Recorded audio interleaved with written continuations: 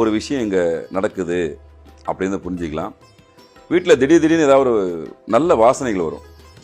ஒன்று சந்தன வாசனை வரலாம், மல்லிப்பூ வாசனை வரலாம், ஊதுபத்தி வாசனை வரலாம், சாம்பிராணி வாசனை வரலாம், சம்பந்தமே இல்லாமல் அந்த வாசனை வரும். அப்போது முழு ஈடுபாடோடு நீங்கள் வணங்கக்கூடிய தெய்வங்கள் உங்கள் வீட்டில் நடமாட ஆரம்பிச்சுன்னு புரிஞ்சிக்கலாம். இது நேர்மறை சக்திக்கு மட்டும், எதிர்மறை சக்திக்கு இந்த மாதிரி விஷயங்கள் வராது. ஈஸியாக புரிஞ்சிக்கலாம். அதேமாதிரி விளக்கு ஏற்றி வச்சிங்கன்னா நல்லா அருமையாக விளக்கு எரியும். காமாட்சியம்மன் விளக்கு தான் வீட்டில் பொறுத்துவாங்க இல்லையா, நல்லா நின்று நிதானமாக எரியும். நீங்கள் ஒரு 10 நிமிஷம் உறுத்து பார்த்தீங்கன்னா தெரியும் அந்த மாதிரி எந்த மாதிரி வெளிச்சத்தில் எரியுதுன்னு சொல்லிட்டு. நல்லா அது ஒயிட் கலரில் நல்லா அருமையாக வந்துச்சுன்னு வச்சுக்கோங்க, உங்களுடைய குலதெய்வ அருள் வந்து நல்லா பரிபூர்ணமாக இருக்குன்னு தெரிஞ்சுக்கலாம். பல்லி பார்த்துருக்கீங்களா? நிறைய எத்தனை பேர் பார்த்துருக்கீங்க இந்த காலத்தில்? உங்கள் வீட்டில் இருக்கா? அப்போ உங்கள் வீட்டில் தெய்வ நடமாட்டம் இருக்குன்னு தெரிஞ்சுக்கலாம். குறிப்பாக அதுலேயும் ஒரு சூட்சம் என்னன்னா, வெள்ளை கலரில் ஒரு பல்லி இருக்கும், பார்த்துருக்கீங்களா? ஆனால் நம்ம மக்கள் அதை நினைப்பாங்க, இது என்னடா இது ரொம்ப பிரச்சனையாக இருக்குதுன்னு நினைப்பாங்க. அது பிரச்சனையை விடுங்க, அது உங்கள் கர்மாக்கெல்லாம் வருது, கழிக்கிறதுக்கு வருது. அது இருந்தாவே உண்மையிலே உங்கள் வீட்டில் தெய்வ சக்தி நடமாடுது அப்படின்னு கன்ஃபார்ம் பண்ணிக்கலாம். ஏதோ ஒரு நல்ல சக்தி உங்களை காப்பாற்றக்கூடிய ஒரு சக்தி அது இருந்தால் மட்டும்தான் இது வாசம் பண்ணும். நீங்கள் பல்லி ஒரு வீட்டில் கவுளி கத்தலைன்னு வச்சுங்களேன், அந்த வீட்டில் நீங்கள் இருந்து பிரயோஜனம் கிடையாது. ஏன்னா அது ஒரு சகுன நிமித்தம்னு சொல்லுவாங்க. அது ஜோதிடமே தனி முறை உண்டு, சகுனம் பார்ப்பாங்க. நீங்கள் சொல்லும்போது ஏதாவது ஒரு விஷயத்தை பேசும்போது கவுளி கத்துச்சுன்னா அது 100% நடந்துன்னு சரி. ஏன்னா அது சொல்கிறது அவங்க இறை சக்தியோடு தான் சொல்லுவாங்க, நடக்கும் அப்படின்றது உறுதிப்படுத்துறதுக்காக தான் அது சொல்லும். இந்த கவுளி நடமாட்டன்றது ஒரு வீட்டுக்கு ரொம்ப தேவை. அது அதிகமான பல்லி இருந்தாலும் பிரச்சனை, அது ரெண்டாவது விஷயம். ஆனால் இருக்குதா அப்படின்னு கண்டுபிடிக்கிறதுக்கு இந்த வெள்ளை கலரில் பல்லி இருந்துச்சுன்னா ஓகே, நம்ம ஏதோ ஒரு ப்ராப்பரான ஒரு சாமியை கும்பிட்டுருக்கோம், நம்மளுக்கு ஓரளவுக்காக நம்மளுக்கு அந்த அருள் இருக்குதுன்னு சொல்லிட்டு நீங்கள் ஈஸியாக அந்த நடமாட்டத்தை வச்சு நீங்கள் புரிஞ்சிக்கலாம். வெள்ளை பல்லி பார்த்தா உண்மையிலே ரொம்ப சுபிட்சம். நியாயமாக பார்த்தீங்கன்னா அது சுபிட்சமான ஒரு சமிக்கை. அதே மாதிரி இந்த ஜீவராசிகள் அதிகமாக அவங்க வீட்டுக்குள்ளே வந்து போகும். இப்போ பாம்போ மற்றதோ வந்தால் பயப்படும், உண்மைதான், இல்லைன்னு சொல்லலை. சின்னதாவது ஏதாவது கிராஸ் பண்ணி அப்பப்போ வந்து போகுதுன்னு வச்சுக்கோங்களேன். இப்போ காக்கா வந்து போகுது, புறா வந்து போகுது, ஏதோ ஒன்று வந்து போகுது. குறிப்பாக நாட்டு நாய், நான் கலப்பனை நாயை சொல்ல வரல, நாட்டு நாய் உங்கள் வீட்டை சுற்றி வருது, உங்கள் வீட்டை வந்து கேட்குதுன்னாவே அங்கே உண்மையிலே தெய்வ சக்தி நடமாட்டம் இருக்குது. அந்த சக்தியில் இருக்கும்போது தான் நாயெல்லாம் உங்ககிட்ட வந்து நல்லா பேசும் பண்ணும், இல்லைன்னா குலைக்கும் பயங்கரமாக. அது குலைக்கிறதுக்கான காரணம் கெட்ட சக்தியில் இருக்குது, அது கண்ணுக்கு நம்ம முன்னாடி தெரிஞ்சிடும். அப்போ இது இயல்பாகவே உங்கள்கிட்ட வந்து ட்ராவல் பண்ணுது அப்படின்னா உண்மையிலே அந்த இடத்துல ஒரு நல்ல சக்தி இருக்குது அப்படின்னு ரொம்ப இயல்பாக புரிஞ்சுக்கலாம். நீங்கள் இது ரொம்ப பெருசாக ஆய்வு பண்ண வேண்டிய அவசியமே இல்லை. இந்த மாதிரி சின்ன சின்ன விஷயங்களாகவே கண்டுபிடிச்சிடலாம். குலதெய்வத்தில் போயிட்டு குலதெய்வ கோயிலுக்கு போயிட்டு அந்த மண்ணை கொஞ்சம் எடுத்துகிட்டு வந்து உங்கள் வீட்டு வாசப்படியில் கட்டணும், பூஜை ரூமில் வச்சு பூஜை பண்ண ஆரம்பிக்கணும். குலதெய்வத்தை பூஜை பண்ணால் தான் இஷ்ட தெய்வங்கள் உள்ளே வரும். அதே மாதிரி நிறைய வீட்டில் பார்த்தீங்கன்னா அந்த சாமி படத்தை பக்கத்தில் முன்னோர்களோட படத்தை வச்சுருப்பாங்க. அந்த மாதிரி படத்தை வைக்கக்கூடாது. மனுஷ தான், நம்ம தாய் தந்தையாக இருந்தாலும் கூட அவர் மனித பிரிவு தான், நம்மளும் மனித பிரிவு தான். கடவுள் படத்தோடு சேர்த்து அவங்க படத்தை வைக்கக்கூடாது. அது ரொம்ப ரொம்ப இம்பார்ட்டன்ட். நிறைய பேர் சின்ன இடமா இருக்குன்னு சொல்லிட்டு மாட்டி வச்சு வைக்கக்கூடாது. இறைவன்றது வேற, சித்தர்கள் அவங்க மனுஷனா, சித்தர்கள் அவங்க நிலை வேறு, இறைத்தன்மை அடைஞ்சவங்க. நம்மளாம் சாதாரண மனுஷன் தானே. என்னதான் எனக்கு அப்பா அம்மா ரொம்ப பாசம் இருக்கும், பற்று இருக்கும், எல்லாம் இருக்கும், மனுஷன் தானே. நீங்கள் இறை தன்மை அடையிறது வேற, இறைவன் வேற இல்லை. இறையை உணரலாம், இறைவனாக மாறத்துக்குன்னு சொன்னால் எப்படி ஏற்றுக்க முடியும்? அவங்க வேற, இவங்க வேற. இவங்கள வந்து உங்களோட வீட்டில் ஏதாவது ஒரு இடத்துல உங்களுக்கு பிடிச்ச இடத்துல வச்சு வணங்குங்க. இவங்க போட்டவை தவறு கிடையாது. தாய் தந்தையரை வணங்குங்க, இறந்து போனவங்களை முன்னோர்களை வணங்க தவறு கிடையாது. ஆனால் அவங்களோட இப்போ தயவு செஞ்சு படத்தை வச்சிங்கன்னா உண்மையிலே இறை சக்தி உள்ள வராது. வேறு ஒன்றும் இல்லை, வரல அப்படின்னு கேட்டதுக்கான டிப்ஸ் தான் இது. அந்த போட்டோ அப்படி இருந்துச்சுன்னா தயவு செஞ்சு தனியாக வச்சுருங்க. அதே மாதிரி இன்னொரு முக்கியமான விஷயம், படுக்கை அறையில் எக்காரத ஒன்று கண்ணாடியை வைக்காதீங்க. படுக்கை அறைக்குள்ளே கண்ணாடி இருக்கக்கூடாது.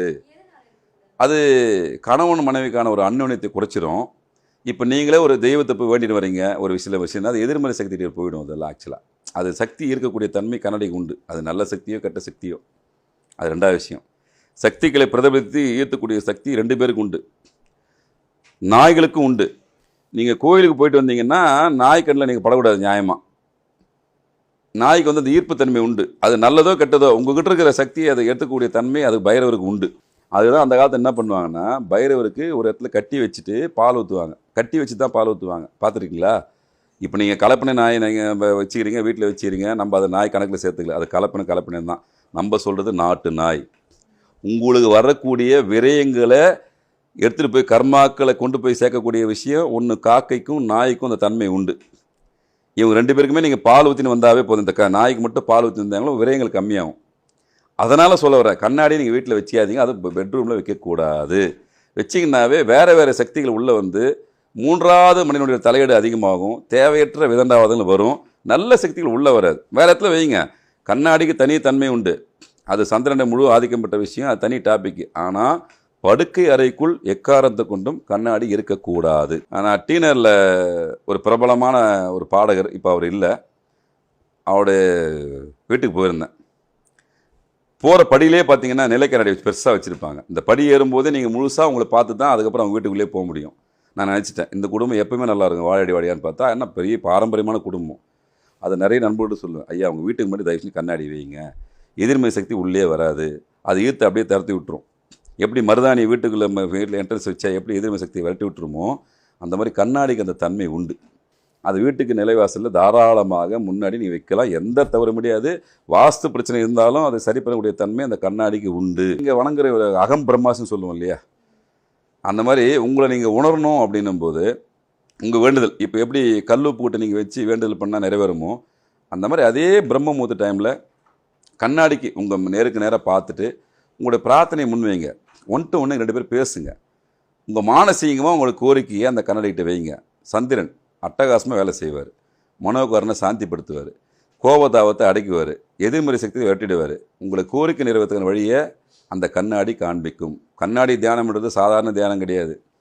ஒரு கட்டத்தில் கண்ணாடி தியானம் பண்ண என்ன தெரியுமா தெரியும், உங்கள் கண்ணுக்குள்ளே உங்கள் ஆறா தெரிய ஆரம்பிக்கும். அது பெரிய டாபிக். இறுதியிலே பெரிய நிலை வந்து அந்த கண்ணாடி தியான நிலை. உங்கள் ஆறா எப்போ உங்கள் கண்ணில் தெரியுதோ அப்போ நீங்கள் அந்த தன்மை இறைத்தன்மையோடு பயணிக்க ஆரம்பிச்சுன்னு அர்த்தம். எல்லார் கண்ணுக்கும் ஆறா தெரியாது. இப்போ ஒன்றும் இல்லை, நிறைய சாமியார்களை பார்த்தீங்கன்னா இங்கே கருத்துக்களை வேறு மாதிரி ஒரு மாற்றி சொல்லுவாங்க. எப்படி சொல்லுவாங்கன்னா, அந்த சாமியார் இப்படி தூக்கி போடுறாரு, இந்த சாமியார் தூக்கி போடுறாரு, கையில் கொடுக்க மாட்டாரு அப்படின்ற எல்லாருக்கும் பரவலாக உண்டு. உண்மையை சொல்லாமல் எனக்கும் அந்த எண்ணம் உண்டு. என்ன பெரிய சாமியார் நினச்சோம், கையில் கொடுக்காமல் தூக்கி போகிறாருன்னு நினைப்போம். அதுக்கப்புறம் தான் இந்த துறைக்கு வந்து இந்த விஷயத்துக்கு உள்ளே வரும்போது தான் தெரியுது, அவங்களுக்கு அந்த கண்ணில் நம்மளுடைய ஆறா அவங்களுக்கு தெரிய வரும். டக்குன்னு சொல்லிடுவாங்க, நீ இந்த பிரச்சனைக்காக தான் வந்திருக்க, நீ அந்த பிரச்சனைக்காக தான் வந்திருக்க சொல்லிட்டு அந்த கர்மாவை கழிக்கக்கூடிய விஷயத்த அவங்க எப்போவுமே எனி டைம் தியானத்திலே உள்ளே ட்ராவல் பண்ணுவாங்க.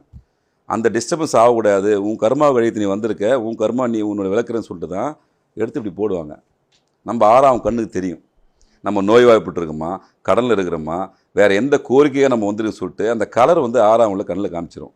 இந்த ஆறாவை நீங்கள் பார்க்கணும் அப்படின்னு பிரியப்பட்டீங்கன்னா அந்த பிரம்ம முகூர்த்த நேரத்தில் டெய்லி 1 to 1 கண்ணாடியோடு நீங்கள் பேச ஆரம்பிச்சிங்கன்னா ஒரு கட்டத்தில் அகம் பிரம்மாஸ்மி என்ற மாதிரி உங்களை நீங்கள் உணரலாம். ஜாதகமும் பார்க்கக்கூடாது, தெரியுமா தெரியாதா? குழந்தைகளுக்கு பேர் வைக்கிறதுக்காக நீங்கள் ஜாதகம் பார்க்கலாமே தவிர்த்து ஜாதக பலனை சொல்லக்கூடாது, விதி. அது செய்யக்கூடாது. ஏன்னா 6 வயது வரைக்கும் அவங்க வந்து நம்மளோடலாம் பேச மாட்டாங்க. நம்ம நினச்சிட்டு இப்போ நம்மளோட பேசுகிறாங்க, அது தெய்வத்தோடு தான் பேசின்னு இருக்கும், இறை சக்தியோடு தான் கம்யூனிகேஷனில் இருக்கும். 6 வருஷம் அவங்கள தான் ட்ராவல் பண்ணுவாங்க. அவங்க இடையில இந்த பாலகிரக தோஷம், நிறைய தோஷங்கள் வரும், போகும், நிறைய விஷயங்கள் வரும் சின்ன குழந்தைகளுக்கு. அது எல்லாமே கண்ட்ரோல் பை காட், நமக்கு கிடையாது. 6 வயது வரைக்கும் நம்ம எக்காரந்து கொண்டு குழந்தையோட ஜாதகத்தை பார்க்கக்கூடாது, மகா பாவம். ஒரு எமர்ஜென்சிக்கு அப்படின்னும் போது ஃபஸ்ட்டு விஷயம் நீங்கள் பேர் வைக்கிறதுக்காக நட்சத்திரம் பேர் வச்சு பார்க்கலாம்.